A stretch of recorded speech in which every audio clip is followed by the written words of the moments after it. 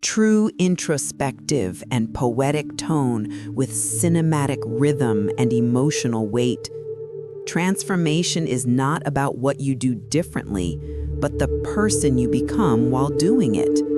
It is a profound biological and spiritual process, much like the shedding of a snake's skin. The pain of the old shell peeling away, the feeling of tearing and discomfort is the unmistakable sign that something greater, something more authentic is breathing within. This is the core essence of self-transformation. The quest for a real, lasting identity change is the oldest battle of the human soul.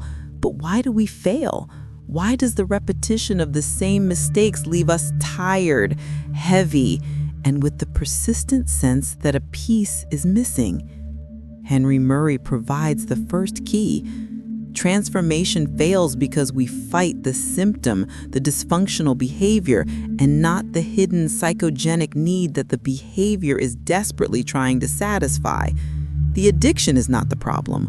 It is the misguided and distorted attempt to satisfy a primary and legitimate need, such as the need for affiliation, recognition, or avoidance of failure. The invisible conflict is the heart of the drama.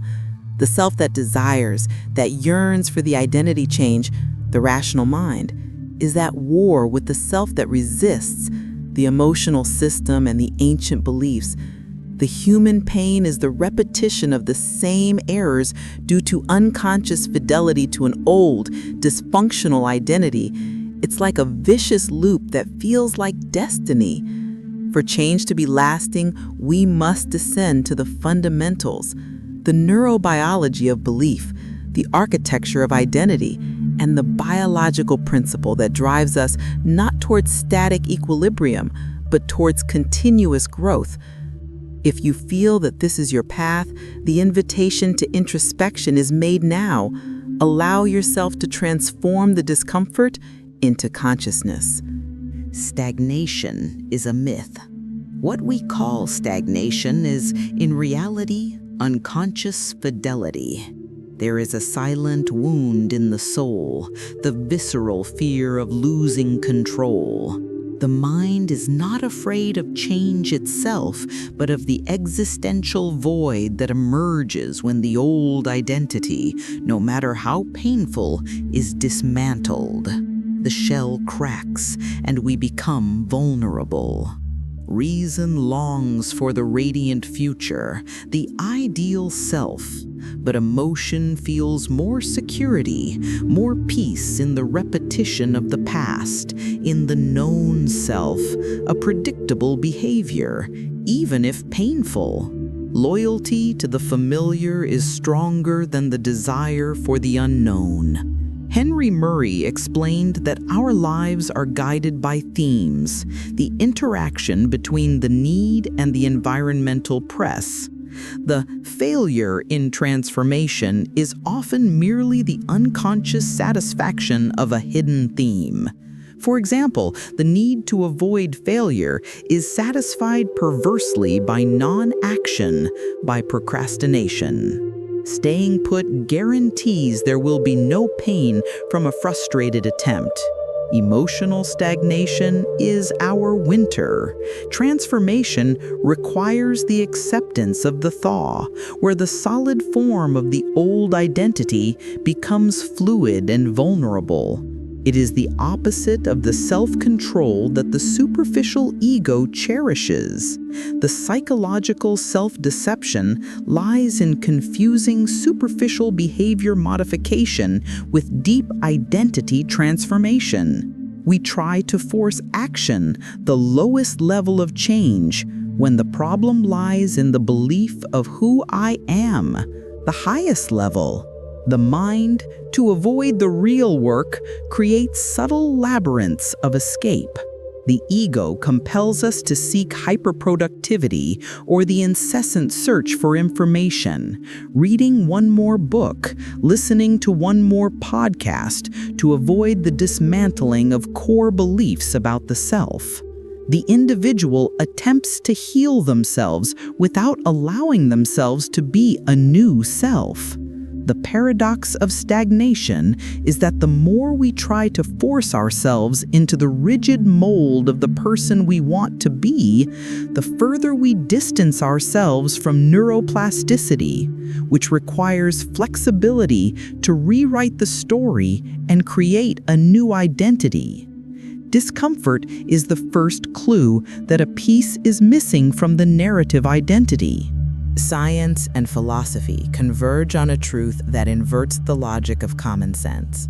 Kurt Goldstein, a neurologist, taught that the only motivating force of the organism is not homeostasis, mere static equilibrium, but self-actualization.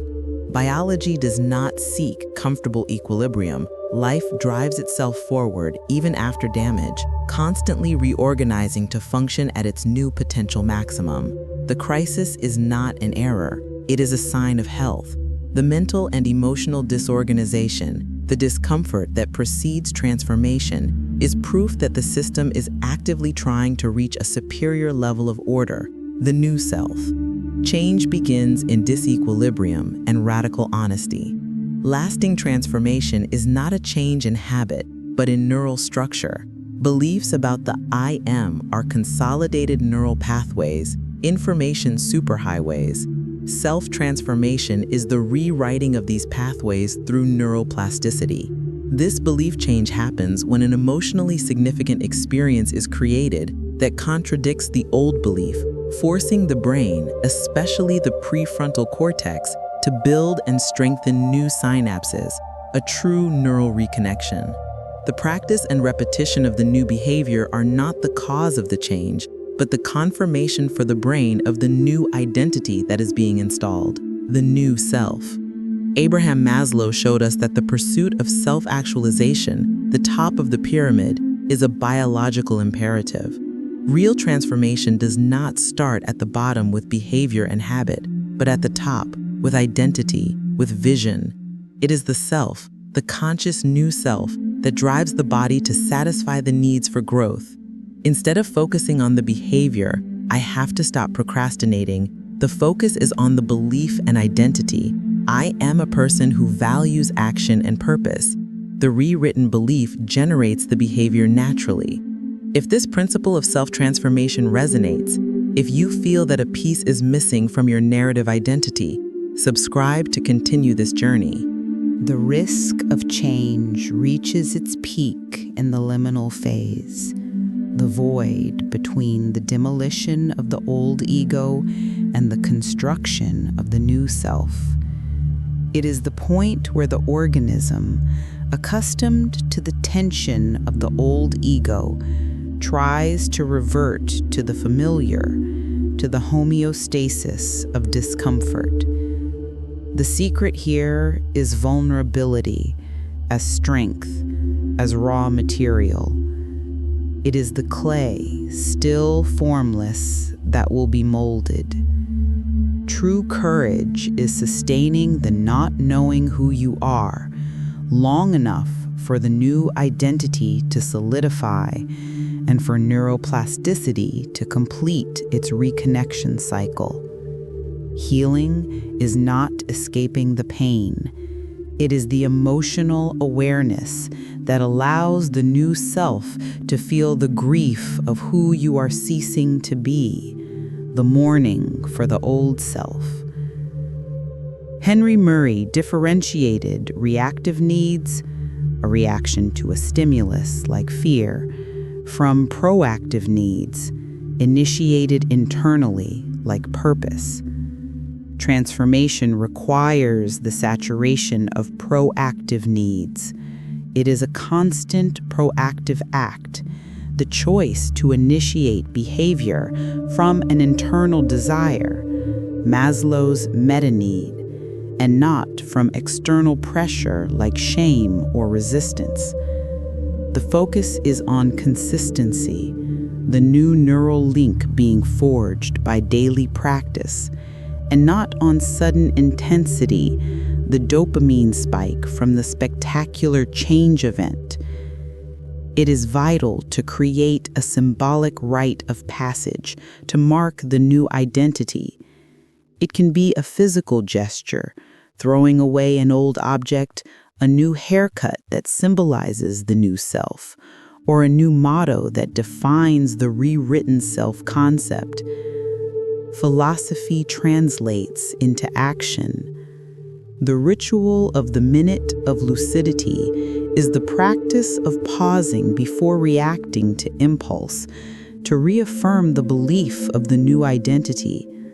I am the person who breathes before acting. People who can transform their surrounding environment, who design their social context, are those who most facilitate neuroreconnection and change. The saturation of proactive needs is what prevents ego resistance. The environment is a crucial factor. If your social context reinforces the old identity, the brain cannot sustain the neuroplasticity of change. The new behavior and the new self demand an environment that facilitates the practice of consciousness.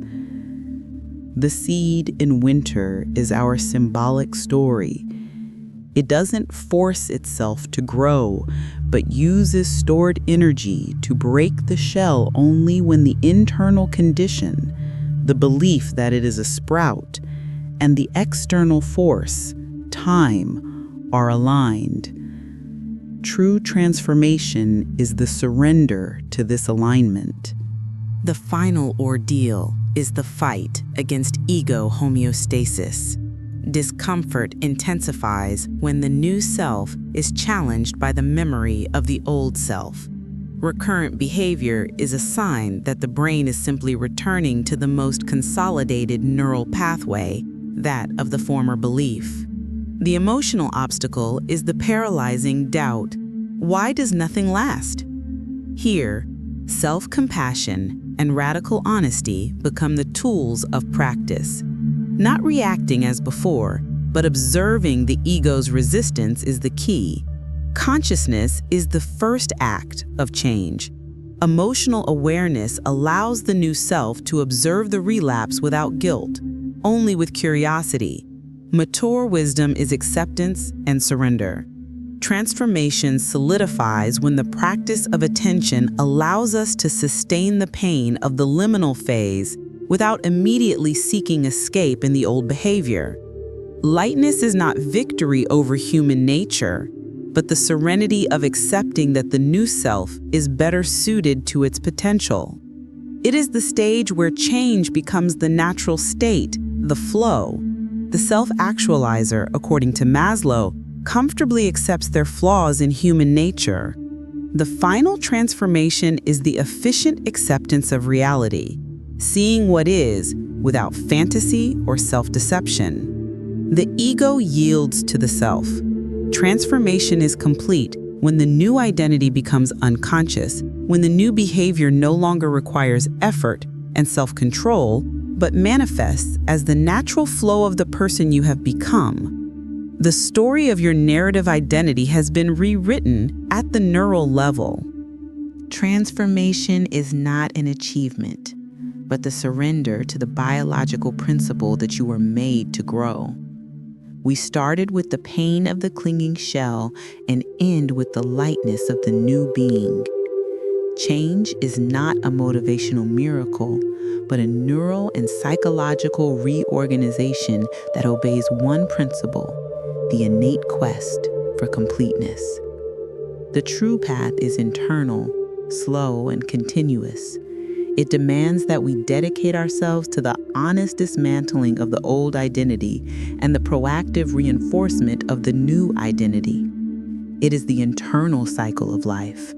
No truth shouts. It merely remains when the noise finally disintegrates and quietude is established. Consciousness is the first act of freedom to rewrite the story. How is neuroplasticity rewriting your story right now? Subscribe and share in the comments which central belief about your identity you are actively transforming.